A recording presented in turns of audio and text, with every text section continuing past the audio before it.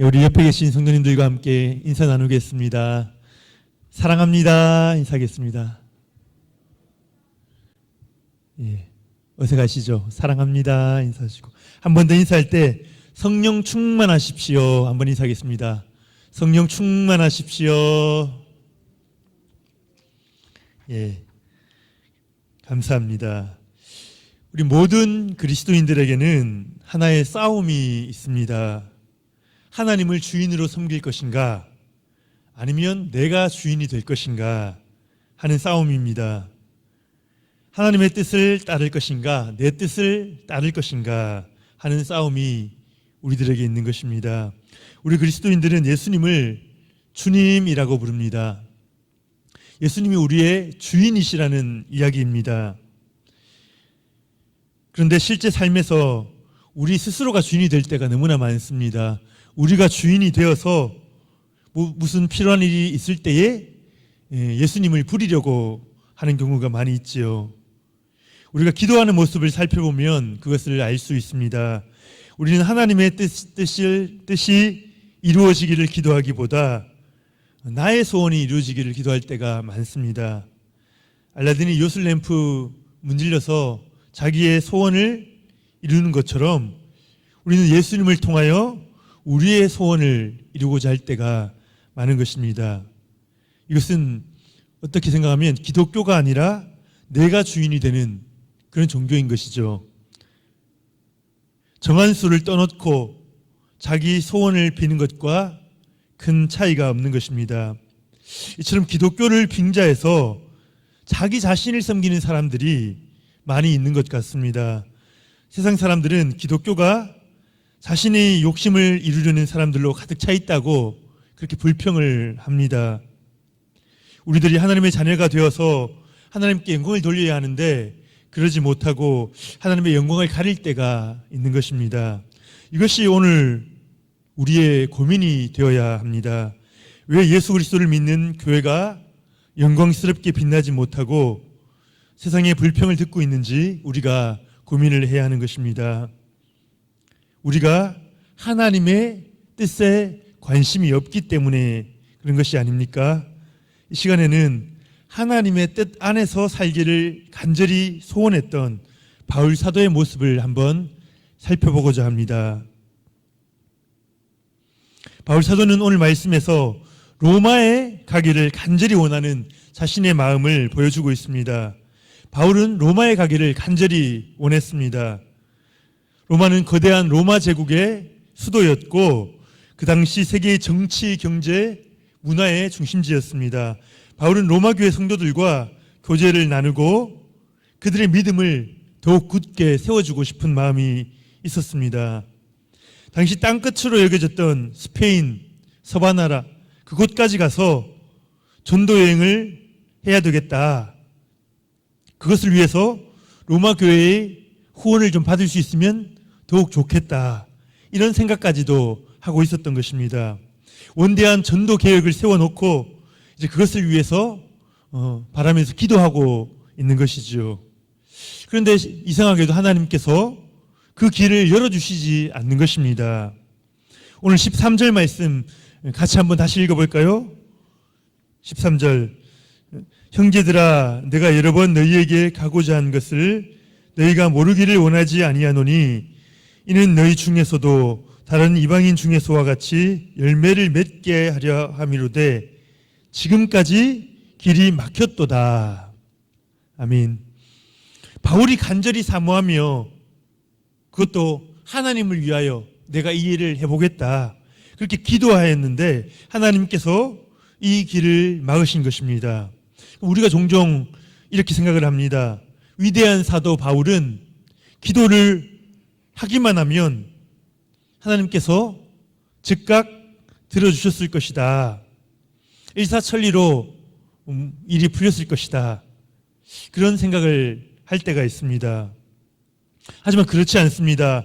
바울은 이처럼 간절히 원하는 일들에 있어서 길이 열리지 않을 때가 너무나 많았습니다. 어쩌면 이 모습을 보고 이 장면에서 우리가 위로를 받을 수 있을 것 같습니다. 우리들 기도하는데 하나님께서 빨리 들어주시지 않아서 답답할 때가 너무나 많지 않습니까? 근데 우리와 똑같은 고민을 사도 바울도 동일하게 하고 있었다는 것입니다. 우리에게 위로가 되는 말씀입니다. 그런데 그 다음에서 어떻게 보면 바울과 우리의 차이가 드러나는 것 같습니다. 우리는 보통 하나님께서 우리 기도를 들으시지 않으면 어떻게 합니까? 냉소주의로 갈 때가 많지요. 하나님이 나한테 아무런 관심이 없으신가 봐. 하나님을 위해서 내가 이 일을 하려고 하는 건데 어떻게 그러실 수가 있습니까? 그렇다면은 저도 이제 할 만큼 했어요. 여기까지만 하겠습니다. 그렇게 소리칠 때가 있죠. 신앙이 좀 더 연약한 분들은 하나님이 살아계시지 않는가? 기도해도 아무 소용이 없네. 그런 생각도 할 수 있습니다. 그리고 이제 더 이상 기도하기를 멈출 때가 있는 것이죠. 그런데 바울이 어떻게 하는가를 잘 살펴보면 우리에게 도전이 됩니다. 10절 말씀, 오늘 보면 10절 말씀 이렇게 얘기합니다.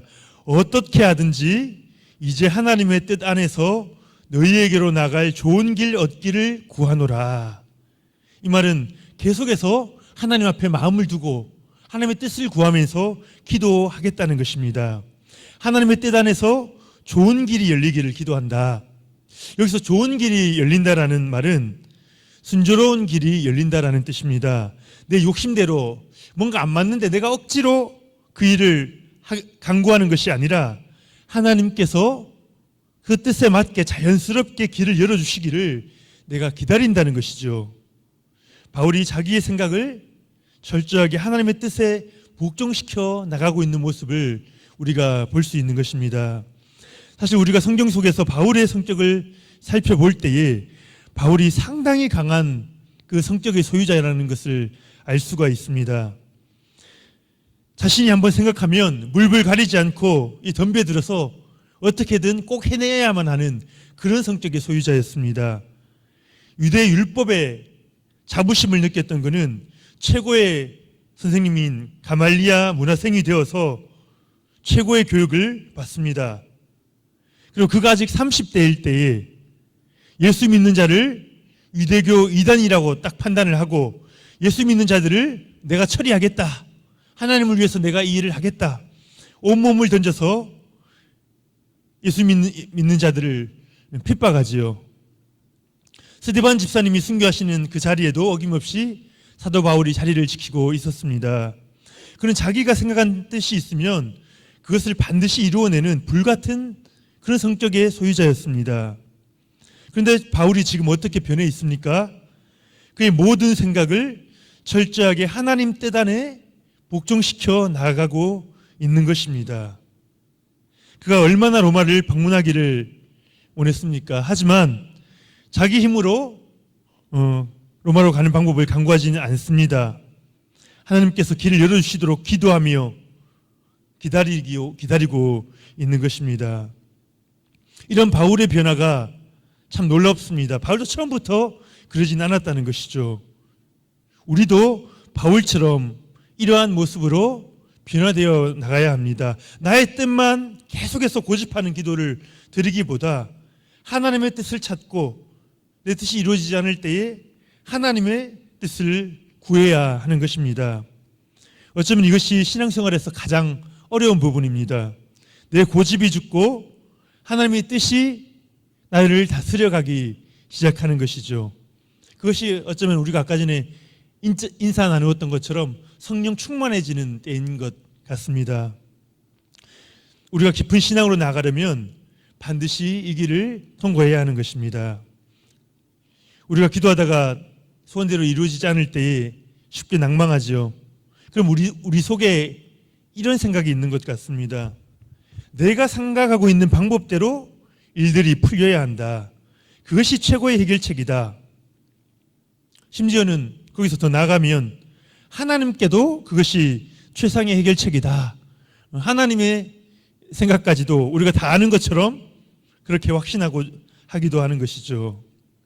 그래서 우리 기도가 응답되지 않으면 내 기도가 내 생각이 잘못된 것이 아니라 나를 향한 하나님의 뜻이 이루어지지 않았다고 그렇게 생각합니다.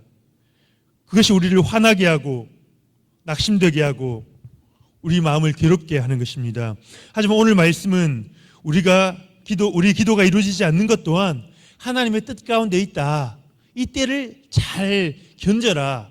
그것을 이야기해 주고 있습니다. 13절 말씀을 보면 바울이 여러 번 로마 교회를 방문하고자 하였지만 지금까지 길이 막혔다. 여러 번 막혔다는 것이죠. 이걸 다르게 표현해 보면 하나님께서 바울이 로마 교회를 방문하지 못하도록 어떻게든 막으셨다라는 표현을 막으셨다고 볼 수가 있는 것입니다. 하나님께서는 자기 사람들을 인도하시기 위해서 여러 가지 장애 요소, 때로는 막으신다는 것이죠. 우리가 하나님의 인도하심이라는 주제에 대해서 생각할 때 우리가 이 장애물, 하나님이 왜 막으시는가, 여기에 대한 생각을 꼭 해야 합니다. 왜냐하면 하나님께서는 길을 막으심으로 하나님의 뜻이 무엇인지를 열어 보여주실 때가 있기 때문이죠. 오늘 바울의 그 사역을 막았던 장애물을 세 가지로 한번 살펴볼 수 있을 것 같습니다. 첫 번째로 바울은 자기가 있는 곳에 복음을 듣지 못한 자들이 많기 때문에 로마에 가지 못하겠다라고 말하고 있습니다. 이것이 바울이 로마로 가지 못하게 하는 하나의 장애물이 될 수 있었습니다. 사도 바울이 가지고 있는 모토 중 하나는 다른 사람들이 복음을 전한 곳에 나는 거기서 일하지 않겠다라는 것입니다. 바울은 교회가 이미 세워진 로마 지역보다는 아직 복음이 전해지지 않은 소아시아 지역, 당시 소아시아 지역, 현재로서는 터키 지역입니다. 이곳에서 복음을 전하고자 마음을 먹었던 것입니다.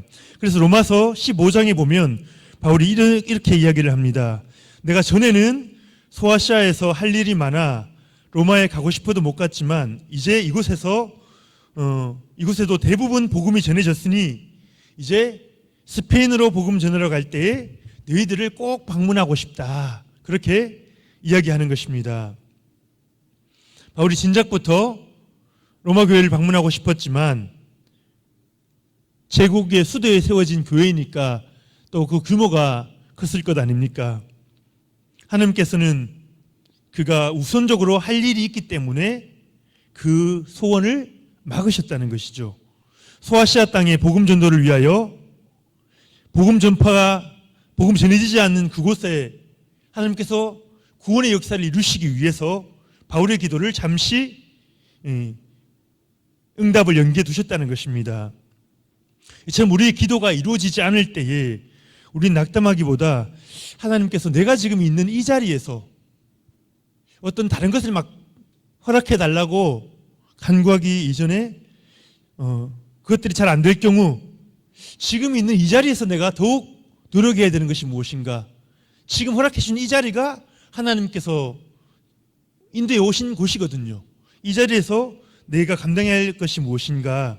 그것을 생각해 봐야 되는 것입니다.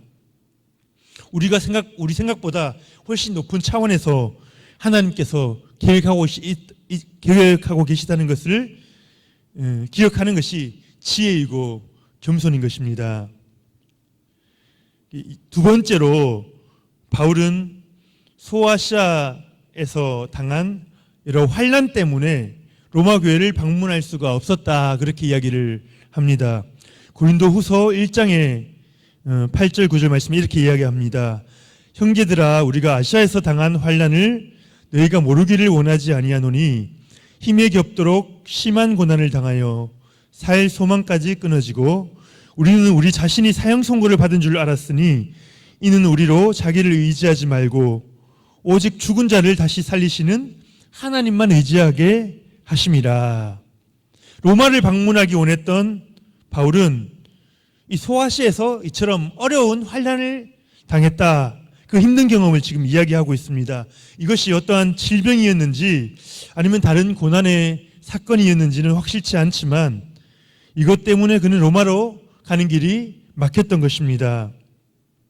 이처럼 환경을 통해서 장애 요소가 나타날 수가 있습니다. 질병이나 뜻하지 않은 사고를 통해서 하나님은 우리의 길을 막으실 때가 있는 것입니다. 우리가 질병에 걸리거나 뜻하지 않은 사고를 당하게 될 때 우리가 그것을 하나님의 뜻으로 인정하기가 참 쉽지가 않습니다. 너무 고통스럽거든요. 왜 이렇게 하시나 이런 생각이 가장 먼저 들고 억울하고 눈물도 나고 그렇습니다. 하지만 우리 성도님들이 한번 되돌아보시기를 바랍니다. 믿음의 눈으로 한번 판단해 보시기를 바랍니다. 질병이나 어려운 사건들을 통해서 하나님께서 우리들의 삶에 놀라운 역사들을 하셨던 일들이 분명히 있으실 것입니다. 제가 대학 시절에 우울증 때문에 고생을 했습니다. 사람들 만나기도 싫고 이제 불면증에 시달리기도 했습니다. 학교 수업에 충실하지 못할 때가 많이 생겼습니다. 한 번은 이러다가 졸업을 제대로 할 수 있을까? 취직은 제대로 해서 직장 생활할 수 있을까? 그런 생각을 하였습니다. 그 당시에 저는 도저히 하나님을 이해할 수가 없었습니다. 내가 하나님을 위해서 일하고 싶어서 목사 되고 싶어서 목사 되겠다고 그때 하나님께 기도드리고 또 준비하고 그런 상황이었거든요. 그런데 나를 왜 이렇게 어려운 상황 가운데 주시는지 도저히 이해가 되지 않았습니다. 그런데 훨씬 나중에서야 시간이 지나고 나서야 그 이유들을 너무나 확실하게 발견하게 된 것입니다. 그 어려웠던 시간들을 통해서 하나님께서 교만한 나를 계속해서 낮추시고 모난 나를 다듬어 주셨던 것입니다. 마음의 어려움으로 고통하는 친구들 보면은 이해하게 되고 같이 아파할 수 있는 마음도 주셨습니다. 제가 아파봤기 때문에 또 그렇게 할 수 있었던 것이죠. 지금 와서 생각해 보면 그토록 힘들었던 그 기간들이 어쩌면은 제가 목회자로 준비하는데 꼭 필요했던 큰 도움이 되었던 그 시간이었다라는 사실을 하나님 앞에 제가 고백하게 되는 것입니다. 이 사도 바울도 그 환난의 기간을 통해서 길이 막혔잖아요. 하나님께 기도하는데 길이 막히고 오히려 환난이 왔잖아요. 그런데 그 환난을 통하여 자기 자신을 믿던 교만한 마음을 꺾고 하나님을 더욱 붙들게 되었다. 나를 의지하는 것이 아니라 하나님만 의지하게 됨을 배웠다라고 방금 고린도후서에서 이야기를 하고 있는 것입니다. 바울이 결국 로마에 가게 되잖아요. 로마에서 자신의 마지막 사역을 잘 감당해낼 수 있었던 것도 이런 과정에서 그 힘이 축적된 것이라고 볼 수 있을 것 같습니다. 이처럼 하나님께서는 때로는 질병이나 어려운 사건들을 통해서 우리의 계획을 막으시고 먼저 우리를 훈련하실 수도 있다는 것입니다. 그것을 우리가 기억해야 합니다. 마지막으로 모든 상황이 열려져 있는데 당장 내가 가려면 갈 수 있도록 순조로운 길들이 열려졌는데도 성령께서 친히 직접적으로 막으시는 경우도 있습니다. 바울은 사도행전 16장 6절 7절에서 다음과 같이 이야기를 합니다. 성령이 아시아에서 말씀을 전하지 못하게 하시거늘 그들이 부르기아와 갈라디아 땅으로 다녀가 무시아 앞에 이르러 비두니아로 가고자 했으되 예수의 영이 허락하지 아니하는지라. 말씀을 전하지 못하게 막으시고요. 성령이 그 전도하려고 계획하고 나아가는데 길이 열려졌는데도 예수의 영이 허락하지 않으신다는 것입니다. 바울이 이 소아시아 지방에서 이제 말씀의 역사를 하려고 계획하고 좋은 길들이 열렸는데 이제 나가서 전하기만 하면 되는데 하나님께서 막으시는 것이죠. 성령께서 친히 막으시는 것입니다. 아무리 생각해봐도 하나님께서 허락하셔야지 맞는데 오히려 하나님이 막으시는 때가 있습니다. 이것은 무슨 일을 결정할 때에 하나님의 최종 승인 로이드 존스 목사님께서 이런 용어를 사용하셨습니다.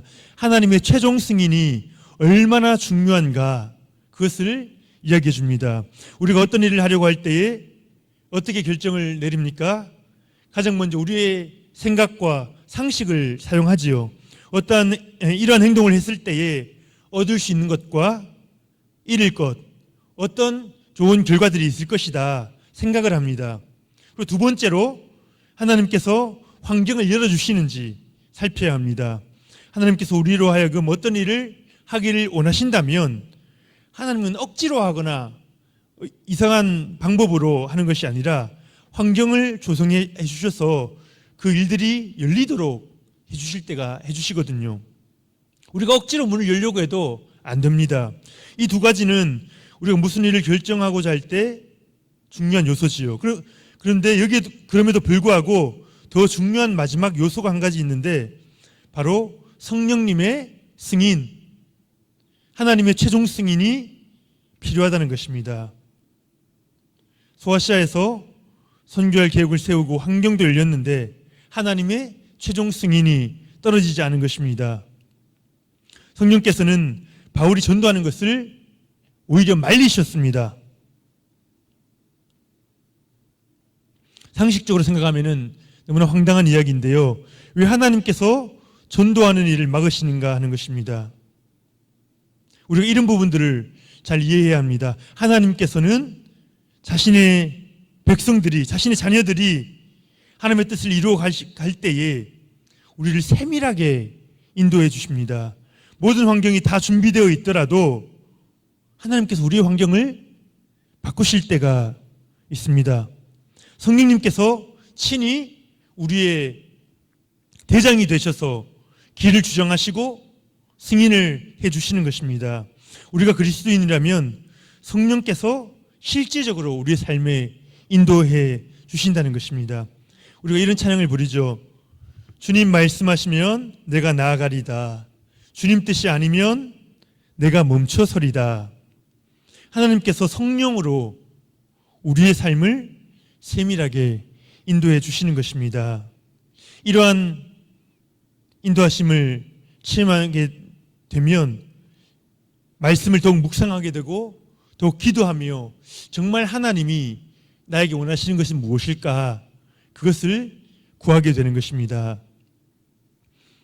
그렇다면 하나님께서 이 바울을 전도하지 못하도록 소아시아에서 그만 전도해 못하도록 막으신 이유가 무엇입니까? 놀라운 하나님의 계획이 있었던 것입니다. 바울을 통해서 유럽 선교의 문을 열기 위해서 아직 유럽 지역에 복음이 들어가지 않은 상황이었습니다. 그 유럽의 선교문을 열고자 하나님께서 계획하신 것입니다. 환상을 딱 보여주시거든요. 유럽 사람이, 마게도니아 사람이 딱 와서 환상 중에 우리를 도와달라, 와서 우리를 도우라. 하나님께서 그렇게 명확하게 가야 할 길을 보여주시는 것입니다. 이를 통해서 유럽 선교의 문이 열리게 된 것입니다. 빌립보에서 시작하여 데살로니가, 고린도, 아덴 이르기까지 하나님의 복음이 선포되어 갑니다. 거기 교회들이 세워지고 이제 바울 사도가 그곳에 또 서신들을 다 보내지 않습니까? 이것이 바로 하나님께서 바울의 구하는 것을 막으시고 계획하신 일이었던 것입니다. 오늘 말씀의 처음에서 바울은 로마 교회에 가기를, 방문하기를 간절히 소원하였습니다. 그런데 결국 바울의 소원이 어떻게 이루어지는 줄 아십니까? 바울은 죄수의 몸이 되어 로마로 압송됩니다. 바울이 결코 그렇게 생각하지 않았죠. 그렇게 기도하지 않았죠. 그런데 하나님의 뜻은 그렇게 이루어집니다. 죄수의 몸이 되어 로마로 압송되는데, 근데 그 죄수의 몸 가운데 성령이 충만하게 거하시고 성령의 능력이 나타나는 것입니다. 도중에 배가 풍랑을 만나서 표류하게 되었는데 모든 사람들이 이제 죽었다, 공경에 처해 있는 그 상황 가운데서 바울이 하나님의 놀라운 능력을 통해서 같이 탄 사람들에게 하나님이 살아계심을, 너희들을 다 구원해 주실 것이다, 하나님은 반드시 살아계시다라는 것을 증거하는 놀라운 그 전도의 역사가 일어나게 되는 것입니다. 로마에 도착해서도 바울은 가택연금을 당합니다. 하지만 그 가운데서 바울을 찾아온 많은 사람들에게 2년여간 하나님의 말씀을 전하다가 결국 순교하게 되지요. 이것이 하나님의 계획이었습니다. 바울은 로마 교회를 거쳐서 저 멀리 스페인까지, 당시 세상 끝인 그곳까지 큰 그림을 그리고 있었지만 하나님께서 계획하신 것은 여기까지였습니다. 바울은 하나님 앞에 자신의 몫을 잘 감당하고 간 것입니다. 바울이 결코 거기서 멈췄다고 해서 부족한 사도가 아닌 것이죠. 최고의 사도 아닙니까? 그곳에 있었기 때문에 또 편지를 쓰고 여러 가지 일들을 감당하면서 역할들을 감당하였던 것입니다. 우리는 하나님을 위해 열정을 내다가도 그게 우리 뜻대로 안 되면은 실망합니다. 신앙이라고 하기 참 가벼울 때가 있는 것 같습니다. 오늘 본문에서 하시는 말씀이 무엇입니까? 우리의 뜻대로 되지 않을 때에도, 우리의 기도가 그대로 이루어지지 않을 때에도 하나님의 뜻은 여전히 이루어지고 있다는 것입니다.